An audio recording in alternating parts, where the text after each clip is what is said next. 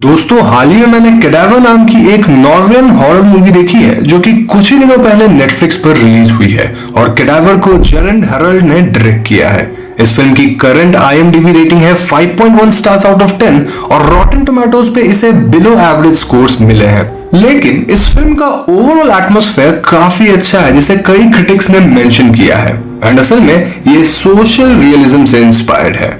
अब जिन्हें social realism का मतलब नहीं पता उन्हें मैं बता दूं कि ये एक आर्ट एंड लिटरेरी कल्चर है जिसके चलते आर्टिस्ट्स वर्किंग क्लास पॉपुलेशन के सोशियो पॉलिटिकल कंडीशंस को डिपिक्ट करते हैं ताकि वो पावर स्ट्रक्चर्स को क्रिटिक कर सके।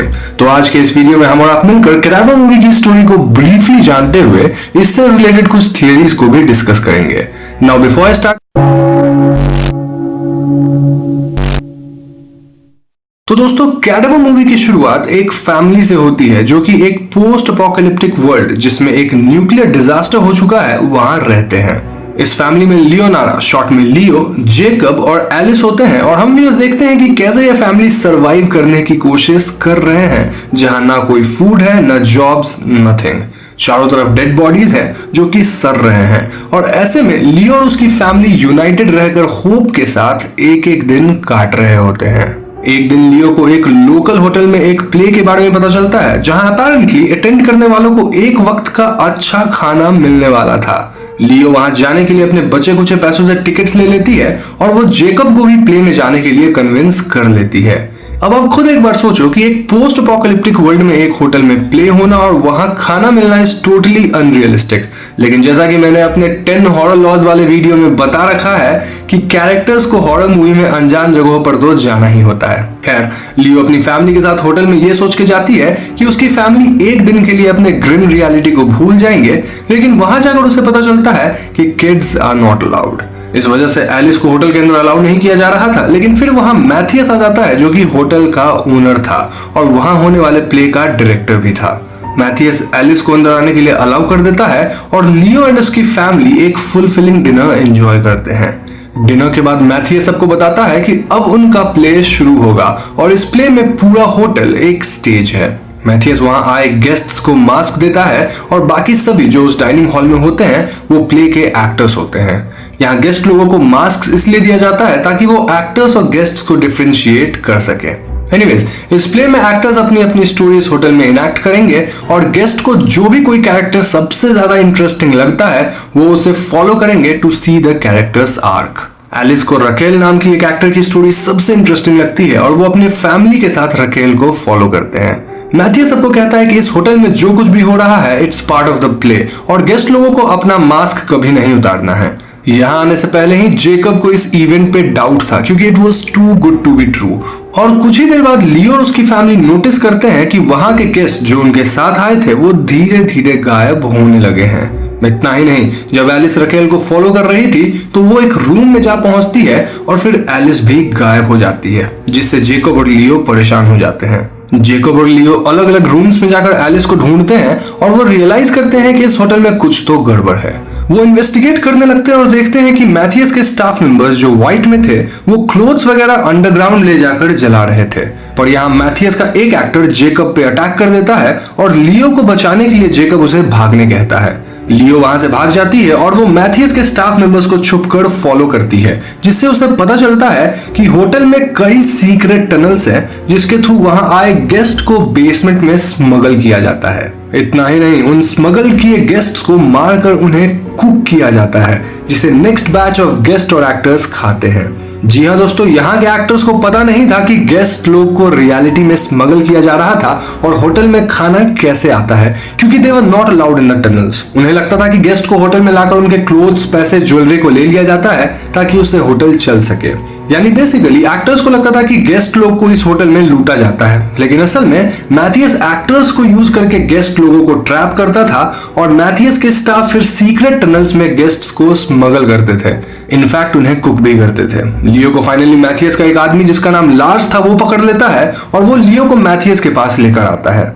मैथियस लियो को सर्वाइवर्स को ज्वाइन करने के लिए कहता है पर लियो इस बात से इनकार कर देती है। यहाँ हमें पता चलता है कि लार्स भी इस होटल में एज ए गेस्ट आया था, लेकिन फिर वो खुद को और अपनी फैमिली को बचाने के लिए मैथियस की मदद करने लगा था।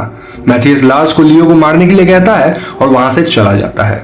तभी वहां जेकब आता है जो कि अपेरेंटली मैथियस को ज्वाइन कर चुका था, पर वो लार्स को ट्रिक करके लियो को फ्री कर देता है। लेकिन दोस्तों लार्स से हाथापाई के दौरान जेकब मारा जाता है। लार्स फिर लियो को मारने जाता है, पर लियो लार्स को मारने में सक्सेसफुल हो जाती है और वहां से भाग जाती है। लियो किसी तरह बचते बचाते डाइनिंग हॉल में जाती है जहां एक न्यू बैच ऑफ गेस्ट्स आए हुए होते हैं। लियो मैथियस को कन्फ्रंट करती है, पर मैथियस प्रिटेंड करता है कि लियो इज एन एक्टर। लियो इस बात का फायदा उठाकर गेस्ट्स को अपने साथ अपने कैरेक्टर आर्क में लेकर जाती है और वो उन्हें होटल के सीक्रेट टनल्स रिवील करके बेसमेंट में हो रहे हॉरर्स को दिखाती है। मैथियस के कुछ एक्टर्स भी इस ग्रुप में होते हैं और अब गेस्ट जो कि मैथियस के स्टाफ को आउटनंबर करते हैं वो मैथियस के स्टाफ को ओवरपावर कर देते हैं। रकेल जो कि मैथियस की एक एक्टर थी और जो न्यूक्लियर डिजास्टर के बाद मैथियस के होटल आई थी, उसे जब मैथियस के रियल प्लान के बारे में पता चलता है तो वो मैथियस को स्टैब कर देती है, क्योंकि मैथियस कभी रकेल को अच्छे से ट्रीट नहीं करता था। मरते वक्त मैथियस लियो को कहता है कि उसकी बेटी इसी होटल में जलकर मारी गई थी, जिसके बाद उसने ये होटल खरीद लिया था और एलिस उसे अपनी बेटी की याद दिलाती है। जब लियो को लग ही रहा था कि उसने सब खो दिया है, तभी वहां एलिस आ जाती है और हमें पता चलता है कि मैथियस ने एलिस को जिंदा रखा था। लियो और एलिस होटल से बचकर बाहर निकलते हैं और अपने घर वापस आते हैं जहां कुछ भी नहीं होता है और चारों तरफ डेड बॉडीज डिके हो रही होती है। लियो और एलिस होटल से तो बच गए, पर इस वर्ल्ड में वो कैसे सरवाइव करेंगे? मूवी इसी थॉट के साथ खत्म हो जाती है। तो दोस्तों ये थी कैडावर मूवी की कहानी और जैसा कि आप समझ ही चुके होंगे कि ये मूवी काफी स्ट्रेट फॉरवर्ड है, लेकिन फिर भी मेरे कुछ थियोरीज ऑब्जर्वेशंस है जो कि मैं आप सबके साथ शेयर करूंगा। इस मूवी का मेन थीम है सर्वाइवल ऑफ द फिटेस्ट। एक पोस्ट अपोकैलिप्टिक वर्ल्ड में सर्वाइव करना इज वेरी डिफिकल्ट और शायद इवन इम्पॉसिबल, और इसी बात को मूवी में एक्सप्लोर किया गया है। यहाँ मैथियस के थ्रू एक रिलेटिवली वेल्दी इंसान को दिखाया गया है जो कैसे लोगों को ट्रैप करके उनके बिलोंगिंग्स के साथ साथ उन्हें यूज करके अपने होटल को चलाने की कोशिश करता है। ये एक सोशियोलॉजिकल कमेंट्री है, यानी कि ये शो करता है कि कैसे रिच पुअर को एक्सप्लॉइट करते हैं। एक ऐसी दुनिया में जहां कोई फूड नहीं है तो वहां एक आदमी अपनी फैमिली को और खुद को कैसे सरवाइव करने में हेल्प करेगा। इसके चलते कुछ एक्टर्स जैसे लार्स मैथियस को भी ज्वाइन कर लेते हैं। इसके अलावा मूवी में हम एक पेंटिंग बार बार देखते हैं जिसमें असल में एक स्विच होता है जिससे टनल्स के डोर ओपन होते हैं। इस पेंटिंग में हम एक कटे हुए रैबिट के हेड को एक प्लेट पर देख पाते हैं और ये इमेज असल में गेस्ट के सिचुएशन और उनके अल्टीमेट डेस्टिनी को सिंबलाइज करता है। The guests are like rabbits to be slaughtered.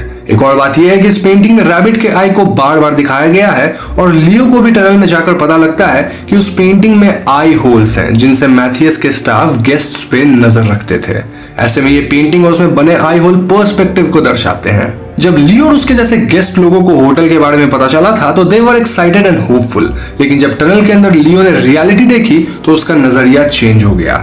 Even Matheus के एक्टर्स के साथ भी यही हुआ, जो कि पहले तो अनजान थे पर असलियत जानने के बाद वो होटल से बाहर जाना चाहते थे।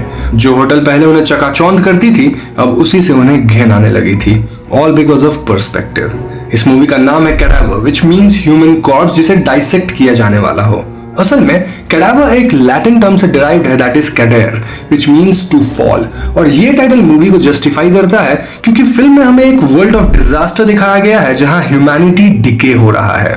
इस बात का सबसे बड़ा एग्जाम्पल है मैथियस। मैथियस अपनी बेटी को खोने पर जो पेन महसूस करता है वो मैथियस अपने गेस्ट लोगों में देखना चाहता है और उनके पेन से मैथियस अपने होटल भी चलाता है। And all this points out to complete lack of humanity in this character. Hotel के बाहर भी न्यूक्लियर डिजास्टर के बाद लोग एक दूसरे से स्टील और रॉब करके सरवाइव करते हैं, which again shows the lack of humanity। तो दोस्तों ये थी मेरी कुछ observations and theories on the movie cadaver और मुझे पूरी उम्मीद है कि आपको ये चीजें पसंद आई होंगी। अगर ये वीडियो पसंद आई हो तो इसे लाइक और शेयर जरूर